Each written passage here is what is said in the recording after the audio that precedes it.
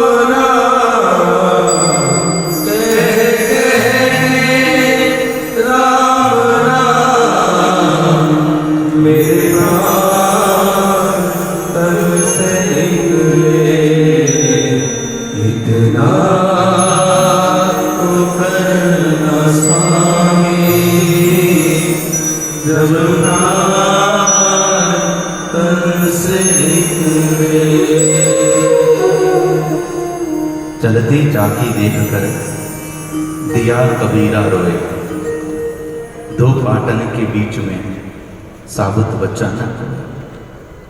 संत कबीर ने चलती चक्की को देखा तो कहा, चलती चाकी देख कर दिया कबीरा रोए, दो पाटन के बीच में साबुत बच्चा न। भाई बहन, हम जहाँ रह रहे हैं ना, उसका नाम ही दुनिया है।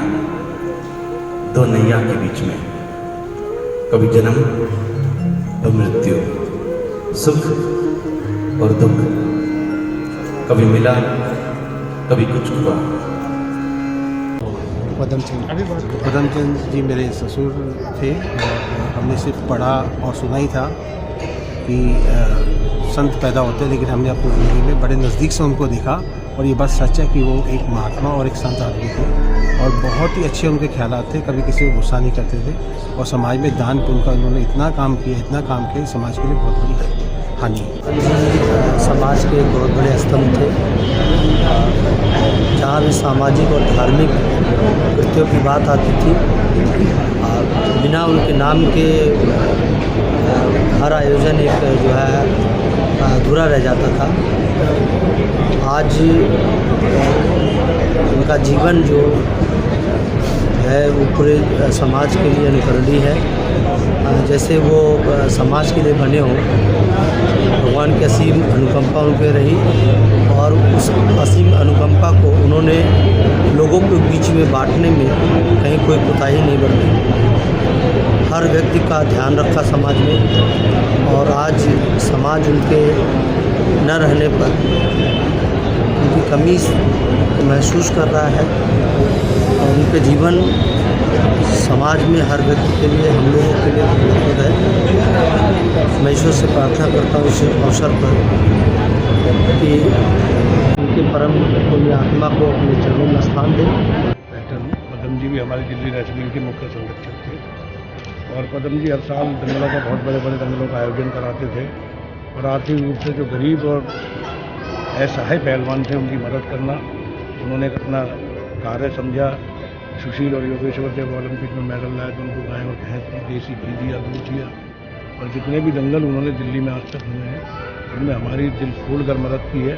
कभी भी हम किसी अखाड़े के लिए या पहलवान की मदद के लिए जाते थे तो उनसे ये नहीं पूछते थे कि अमाउंट कितना, हमने जितने पैसे उनको बोले उन्होंने दिए और हमारी कुश्ती जगत ने बहुत बड़ा नुकसान उठाया है पदम जी के दुख से। और हम ये सोचते हैं कि हमारे अब दंगलों का आयोजन जो होगा वो किस तरीके से होगा कि हमने एक बहुत बड़ा दानवीर कर्म पूरा किया। पदम जी के साथ जुड़े कुछ यादें आपसे? पदम जी के साथ जुड़ी हुई यादें ये हैं कि मैंने एक बार भारत गैस दंगल कराया तो पदम जी ने कहा कितना इनाम रख रहे हो। मैंने कहा जी लड़कों को 1 लाख, बोले लड़कियों को, मैंने लड़कियों को 51,000, बोले नाइंसाफ़ी क्यों है भाई, लड़कियों का भी 1 लाख रुपये इनाम करो। तो उन्होंने तुरंत मेरे हाथ में पैसे दिए कि जो इनाम लड़कों को मिल रहा है वही इनाम लड़कों को। पदम जी व्यापार जगत के एक चमकते हुए सितारे थे। उन्होंने अपने व्यापार को पूरे हिंदुस्तान में नहीं बल्कि पूरे विश्व के अंदर पहुंचाया और पीसी ज्वेलर्स का उन्होंने नाम रोशन किया। आज ऐसा इंसान जो वक्त से पहले चला जाए मौत के मुंह के अंदर तो निश्चित रूप से काफ़ी तकलीफ़ इस बात की होती है। और सबसे बड़ी बात यह बहुत ही मृदुभाषी थे, मिलनसार थे, सबके सुख दुख के अंदर शामिल थे, पूरा वक्त देते थे, चाहे वो सामाजिक संस्था हो, धार्मिक संस्था हो, सभी जगह जो है उनका मेल मिलाप और उनकी मृदु भाषा। और सबसे बड़ी चीज़ ये है उनकी कि जिसके साथ मिलते थे उसी को अपना बना लेते थे। ऐसा इंसान अगर वक्त से पहले चला जाए तो निश्चित रूप से बहुत ही तकलीफ़ होती है।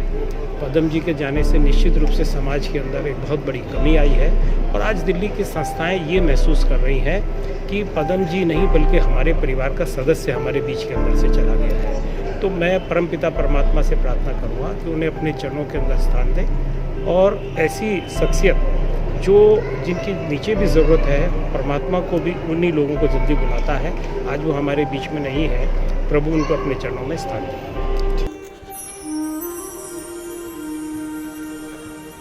प्रभु सुमिरन में हरि चरण में हमको रहना है।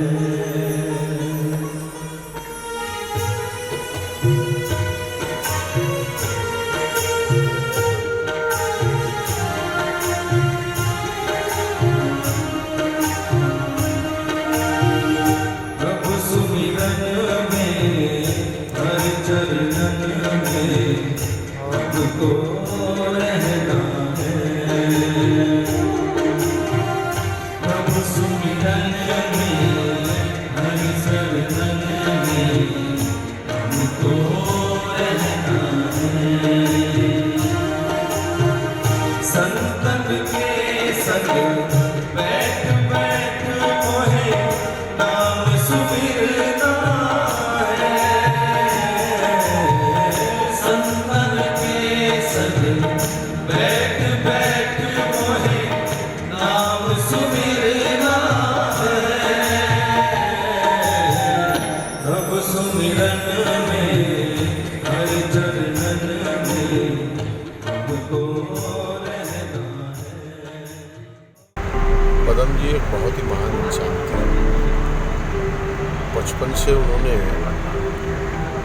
इतना काम किया और एक ऐसे आज विश्व स्तर के व्यवसायी पदम जी बने। बहुत ही अपने जीवन में मेहनत की और आज इस मुकाम पर पहुँचे कि पूरे विश्व में उनके संस्थान पीसी ज्वेलर्स का नाम है। और न केवल व्यवसायी बल्कि उसके साथ साथ धार्मिक और सामाजिक कार्यों में इतने निपुण थे और इतना काम करते थे कि उनको वर्तमान में अब भामाशाह भी कह सकते हैं। कोई भी उनके यहाँ गया वो कभी खाली नहीं लौटा। मेरे बहुत एक नेक व्यक्ति थे और ऐसा लग नहीं रहा वो हमारे बीच में है। और जो ये हमने ये सुना कि एकदम 28 जनवरी को वो नहीं रहे इस दुनिया में, ऐसा अभी भी नहीं लग रहा कि वो नहीं है। और वो 62-63 में ही चले गए हमें सबको छोड़ के। बड़ा ही बुरा लग रहा है। और वो एक बड़े ही नेक व्यक्ति थे हर एक सोशल, हर एक सामाजिक कामों में सब जगह जुड़े रहते थे। चाहे वो हमारी दिल्ली रेसलिंग एसोसिएशन हो और हर जगह, चाहे लाल बाग ट्रस्ट हो और रामलीला हो, हर एक दिल्ली NCR का कोई भी कोना हो, वो हर एक जगह, हर जगह जुड़े रहते थे अपने सोशल सारे कामों से। बड़े ही नेक व्यक्ति थे चंद जी। इस पूरे समाज के, भारत के समाज के जिस प्रकार से वो एक योद्धा थे, आज वो हमारे बीच में नहीं है। स्वाभाविक रूप से आज इनको बहुत बड़ा ठेस पहुंचा है और ईश्वर से यही प्रार्थना है कि इतने बड़े विभूति को वो अपने चरणों में स्थान दें।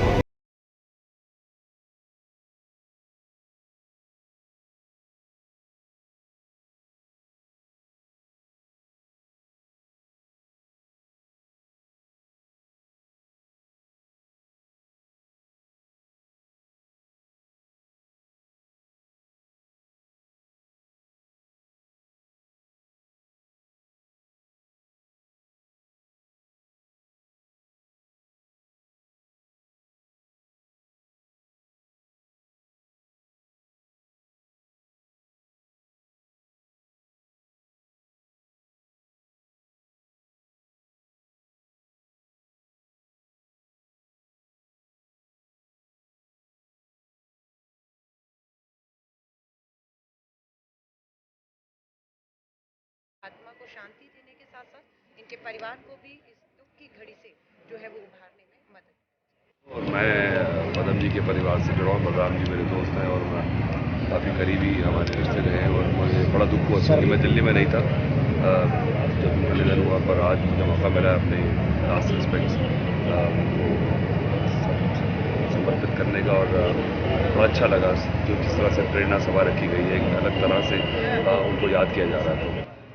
PC ज्वेलर्स के नाम से बहुत विख्यात है, पर असल में देखा जाए तो वो सामाजिक और धार्मिक कामों के अंदर अग्रणी रहते हैं और मैं समझता हूं कि पदमचंद जी सब लोगों की बहुत मदद करते रहे और रामलीला के साथ भी बहुत जुड़े रहे और उनके अंदर एक सेवा भाव की भावना हमेशा रही। हमें वो जल्दी छोड़ के चले गए, इसलिए ज़्यादा दुख है और मैं समझता हूँ कि भगवान उनके घर वालों को उनके निधन पर दुख सहने की शक्ति। स्वर्गीय पदमचंद जी समाज के एक स्तंभ थे दिल्ली के। स्तंभ ही नहीं थे, श्रेष्ठ व्यापारी थे, समाज सेवी थे और व्यक्तित्व के इतने धनी थे, उनको घमंड दूर दूर तक छू नहीं गया था। कभी सपने में भी कोई घमंड होता उनको आया नहीं। दही पर बैठने वाले, आम तरीके से घरों पर जाने वाले मिलने के लिए ऐसा व्यक्तित्व, एक व्यापारी व्यक्तित्व दिल्ली का हमारे मध्य से चला गया है। निश्चित रूप से स्वाभाविक रूप से परिवार को तो दुख ही, हम सब लोगों को भी बड़ा दुख है। जिस ढंग से रामलीला में व्यक्तिगत रूप से वो जुड़ते थे, हमेशा उनकी याद आती रही। मैं अपनी ओर से, दिल्ली विधानसभा की ओर से उनके चरणों में श्रद्धा सुमन अर्पित करता हूँ।